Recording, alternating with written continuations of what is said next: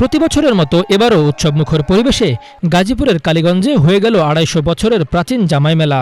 মেলাটি জমে ওঠে জামাই শ্বশুরের বড় মাছ কেনার প্রতিযোগিতার মধ্য দিয়ে। ১৮ শতকে গাজীপুরের কালীগঞ্জের বিনিরাইল গ্রামে মেলাটি প্রচলন শুরু হয়। মূলত মাছ মেলা হিসেবে শুরু হলেও পরবর্তীতে এটি জামাই মেলা নামে বেশি পরিচিতি পায়। প্রতিবছর অগ্রহায়ণের ধান কাটা শেষে পৌষ সংক্রান্তিতে হয় এই মেলা। মেলা উপলক্ষে মেয়ের জামাইকে দাওয়াত করে আনা এই এলাকার মানুষের রীতিতে পরিণত হয়েছে। বুধবার দিনব্যাপী এ জামাই মেলায় সকাল থেকেই বসে সারি সারি হরেক রকম সামুদ্রিক ও দেশীয় মাছের দোকান। আমি মেলাটা অনেক বছর ধরে করতেছি। আমার একটা সাহস আছে ১২০ কেজি ২২ কেজি, আর আছে রুই আছে ৫-৬, বিকেট আছে ৩-৪, চিংড়ি আছে।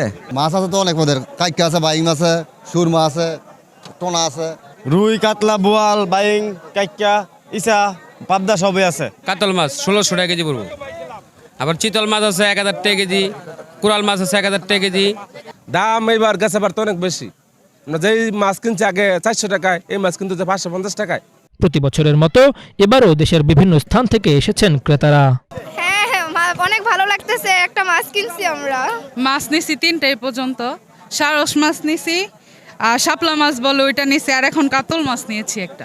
জামাই মেলার মূলত অনেক নাম শুনেছি, বাট আজকে যদি সরাসরি না আসতাম তবে আসলে কল্পনা করতে পারতাম না এত বড় মেলা আর এত পরিমাণে মাছ এখানে। তো আমার বাবার বাড়ি ফরিদপুর রাজবাড়ি, আমার শ্বশুর বাড়ি এই পাশে, তো এইখানে আসছি। অনেক দিন ধরে শুনি মেলা হচ্ছে, বাচ্চাদের নিয়ে আসলাম, ঘোরাঘুরি করছি, মাছ কিনছি, আরো মাছ কিনবো।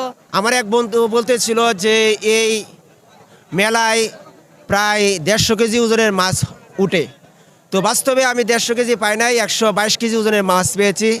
২৫০ বছরের পুরনো ঐতিহ্য জামাই মেলা, এখানে নাকি বিভিন্ন বড় বড় মাছ উঠে, তো এই মেলাটাকে উপভোগ করার জন্য আসছি এবং মাছ দেখতে আসছি। এবছর আয়োজক কমিটির পক্ষ থেকে স্টলের জন্য কোনো টাকা নেওয়া হয়নি। মেলায় ৩ শতাধিক মাছের স্টল ছাড়াও ছিল আসবাবপত্র ও কুটির শিল্পের নানা পণ্যের বাহার। গত বছর আমি মেলার সভাপতি ছিলাম। সুন্দর এবং নিরাপত্তার সাথে সুশৃঙ্খলভাবে আমরা মেলাটা পরিচালনা করছিলাম। নিরাপত্তার জন্য থানার থেকে ফোর্স আনা হয়েছে, চৌকিদার আনা হয়েছে, স্বেচ্ছাসেবক দল আনা হয়েছে।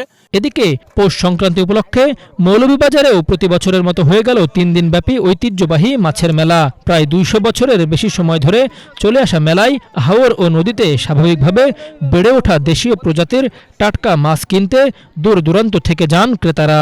গতবার বিশাল বড় একটা বেচছি, এবারও লই আইছি ইনশাল্লাহ। 2 মনের ভিত্তিতে আপনার মাছটা আপনার মেলার দাম ৩.৫ লক্ষ টাকা, বেচার দাম হলো ২.৫ লাখ টাকা। আপনার ৭০-৮০ হাজার দাম ইনশাল্লাহ বেচাম না, বাজার দেখি। আমরা বন্যাবিলের মাছ আনছি এবং বল্লভপুর হাওরের মাছ আনি। সবসময় প্রতি বছরই আমরা এইভাবে মাছ আনিয়া বিক্রি করা হয়। জেলার শেরপুর এলাকায় কুশিয়ারা নদীর পাড়ে এবছর মেলায় ৩.৫ লাখ টাকা মূল্যের একটি বাঘাইড় মাছ ওঠে। হাওড় সহ দেশের বিভিন্ন স্থান থেকে মৎস্য ব্যবসায়ীরা রুই, বোয়াল, বাঘাইড় সহ বিশালাকৃতির মাছ নিয়ে যান মেলায়। বাঘ আমি ফার্স্ট আনছিলাম, বেশিলেই ৪টা একটা রয়েছে। এটা আমরা ১,২০,০০০ টাকা দাম ছাড়াম। কুশিয়ারা নদীর মাছ দামর ৩৫-৪০ হাজার, আমার ৪৫,০০০ টাকা পাইলে বিক্রি করে দিতাম। বড় বড় মাছ আনছি, বিক্রি করছি, কিন্তু খুব সস্তা দামে। যে দামে ফাঁকনি করে মাছ আনছি, দামে কাস্টমারের কাছে বেচতে পারলাম না। ঐতিহ্যবাহী এই মেলাকে টিকিয়ে রাখতে সরকারিভাবে স্থায়ী মাঠ করে দেওয়ার দাবি জানান আয়োজকরা। এই মেলা আমাদের ২০০-২৫০ বছর ঐতিহ্য।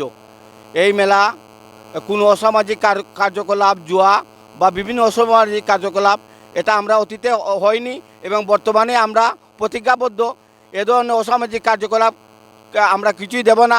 প্রশাসনও এ ব্যাপারে আমাদেরকে সহযোগিতা করছেন। সময় বদলালেও বদলায়নি রীতি। জামাইকে ঘিরে আজও প্রাণ ফিরে পায় গ্রাম বাংলার মেলা।